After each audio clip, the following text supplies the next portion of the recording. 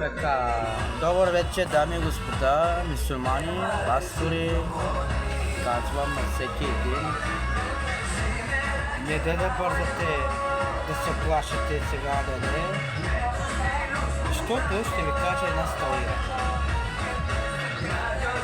Аз, когато исках да вземе вашия Божия трон на Исус Христос, горе, казах: Господи, дай ми трона свика, да продавам газ, да продавам света. Аз с гордост иска да го взема. Той какво направи вашия Бог? Смърли ми долу. Направи Ада. Така. Като това той, когато ни свърли на земята, в Ада, аз съм